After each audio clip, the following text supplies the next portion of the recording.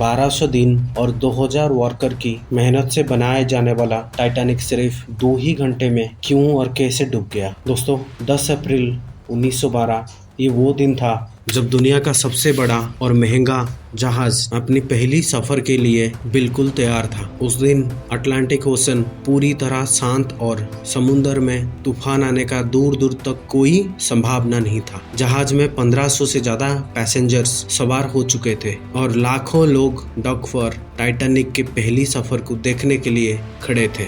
ना ही पैसेंजर को, ना ही अलविदा करने वाला लाखों लोगों को और ना ही टाइटैनिक के क्रू मेंबर को मालूम था कि जो जहाज कुछ ही देर में रवाना होने वाला है उसको बनाते वक्त 7 ऐसे गलतियां की गई थी जो इस जहाज को डुबाने के लिए काफी थी। दोस्तों आखिर ऐसे कौन सी गलतियां थी जो 40 साल के एक्सपीरियंस रखने वाले टाइटैनिक के कैप्टन एडवर्ड स्मिथ की भी नजर नहीं आई। और तो और टाइटैनिक की ऑपरेट करने वाली company the white star line, जिसको 107 शिप ऑपरेट करने वाली एक्सपीरियंस था, इनको भी नजर नहीं आया। और ये गलतियां टाइटैनिक की मैन्युफैक्चर करने वाली कंपनी हॉलैंड एंड वुल्फ को भी नजर नहीं आया, जिन्होंने टाइटैनिक से पहले 500 से भी ज्यादा शिप्स मैन्युफैक्चर किए थे। टाइटैनिक की कंस्ट्रक्शन 1907 में शुरू हुई थी और तकरीबन 3 साल की वक्त और 2000 वर्कर की मेहनत के बाद जहाज को तैयार किया गया था। अब जहाज पूरी तरह तैयार हो गया था, लेकिन उसको टेस्ट करने का फेज अभी बाकी था।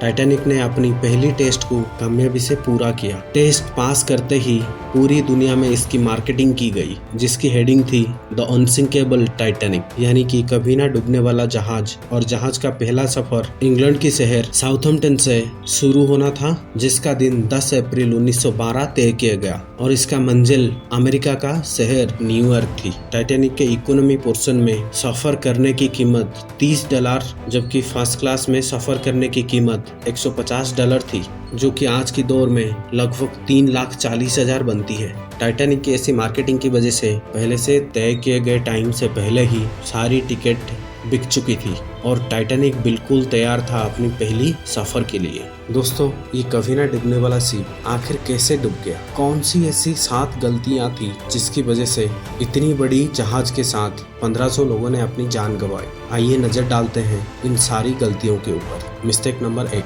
सफर से पहले ही डेडलाइन का फिक्स होना। दोस्तों 10 अप्रैल 1912 दोपहर 12 बजे टाइटैनिक ने अपनी पहली सफर की बेल बजा दी और उसके साथ ही टाइटैनिक में एक के बाद एक गलतियां नजर आने लगे। कैप्टन स्मिथ को पहले से ही डेडलाइन मिल चुकी थी कि किसी भी सूरत में 17 अप्रैल तक, यानी कि 7 दिनों में ही टाइटैनिक को न्यूयॉर्क पहुंचवाना है और उसकी वजह से कैप्टन ने शुरू से ही जहाज की रफ्तार बहुत तेज रखी थी। दोस्तों समुद्र में इतनी बड़ी जहाज की रफ्तार तेज रखना ही टाइटैनिक की सबसे पहली गलती थी, क्योंकि जहाज की स्पीड ज्यादा होने की वजह से टाइटैनिक को उचित समय पर मोड़ा नहीं जा सका। मिस्टेक नंबर 2, इम्पोर्टेंट वार्निंग को अनसुना करना। दोस्तों अब टाइटैनिक को चलते हुए 3 दिन गुजर चुके थे और टाइटैनिक फ्रांस और आयरलैंड में थोड़ी देर रुकने के अलावा पिछले 72 घंटों से लगातार न्यूयॉर्क की तरफ बढ़ रही थी। 14 अप्रैल 1912 की शाम समुद्र पर हर तरफ खामोशी और धुंध छाए हुए थे, जिसकी वजह से विजिबिलिटी भी काफी कम हो चुकी थी। उसी रात और एक जहाज जो कि टाइटैनिक से कुछ घंटों आगे चल रहा था और उसके कैप्टन ने वायरलेस पर टाइटैनिक को समुद्र पर तैरते हुए आइसबर्ग के बारे में वार्निंग दी थी। कहा जाता है कि जहाज के कैप्टन की तरफ से ऐसे 6 वार्निंग टाइटैनिक को मिल चुकी थी, लेकिन सारे वार्निंग को अनसुना करते हुए टाइटैनिक आगे बढ़ जा रही थी। उनके लिए शायद ये वार्निंग नॉर्मल बात थी, लेकिन ये थी टाइटैनिक क्रू के द्वारा दूसरी गलती। मिस्टेक नंबर 3, दूरबीन का ना होना। दोस्तों उस समय की सबसे तेज चलने वाला जहाज अपनी पूरी ताकत के साथ आइसबर्ग की दिशा में बढ़ी जा रही थी और इसकी स्पीड भी बहुत ज्यादा थी और साथ ही इनसे इम्पोर्टेंट वार्निंग भी मिस हो चुके थे। लेकिन अभी भी टाइटैनिक को हादसे से बचाया जा सकता था, क्योंकि जहाज के पहरेदार अलर्ट थे जो किसी भी आइसबर्ग को इतना दूर से देखने पर कैप्टन को इन्फॉर्मेशन देने के लिए रेडी थे। लेकिन दूर से देखने के लिए टाइटैनिक में कोई भी दूरबीन मौजूद ही नहीं थी, क्योंकि टाइटैनिक की एक क्रू मेंबर को लास्ट मिनट में रिप्लेस कर दिया गया था और दूरबीन की लॉकर की चाबी वो गलती से अपने साथ ले गए थे। लेकिन ये टाइटैनिक की तीसरी और सबसे बड़ी गलती साबित हुई। मिस्टेक नंबर 4, आयरन रिपीट का इस्तेमाल। दोस्तों, एक्सपर्ट्स का ये मानना था कि टाइटैनिक में लगाए गए स्टील की प्लेट को जोड़े रखने के लिए जो रिपीट का इस्तेमाल हुआ था वो स्टील का नहीं बल्कि लो क्वालिटी आयरन का था। और वही कुछ और रिसर्चरों का कहना है कि जो रिपीट टाइटैनिक में लगाए गए थे वो हाइड्रोलिक्स के जगह हाथ से ही फिट किए गए थे और ये इसी वजह से पर्याप्त मजबूत नहीं थे। लेकिन दोस्तों, ये टाइटैनिक को डुबाने में चौथी गलती साबित हुई, क्योंकि आइसबर्ग की टाइटैनिक में टकराते ही वहाँ की रिपीट खुल गया और जहाज में पानी भरने लगा। मिस्टेक नंबर 5, कोलिजन के बाद भी टाइटैनिक के चलते रहना। दोस्तों, 2010 में grand daughter of a senior Titanic officer ये कहते हैं कि 15 अप्रैल 1912 2:20 में टाइटैनिक एक फुटबॉल फील्ड जितने बड़े आइसबर्ग से टकरा गया। लेकिन उसके बाद भी जहाज में मौजूद टाइटैनिक के मालिक जे ब्रूस ने जहाज के कैप्टन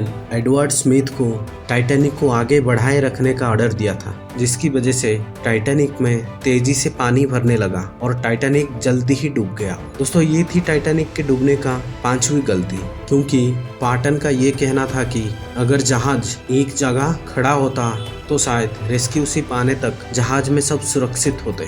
मिस्टेक नंबर 6, 20 मिनट के बाद मदद मांगना। इतिहासकार एलन गिब्सन के हिसाब से टाइटैनिक का आइसबर्ग से टकराने के बाद जहाज के कैप्टन एडवर्ड स्मिथ ने 20 मिनट के बाद अपनी क्रू को आसपास की जहाज़ों को अलर्ट देने का आदेश दिया। और एलन गिब्सन ये मानते हैं कि ये 20 मिनट बहुत ही कीमती समय था, जो कि जहाज को डूबने से नहीं बचा सकता था, लेकिन काफ़ी सारे पैसेंजर्स की जीवन जरूर बचाए जा सकते थे।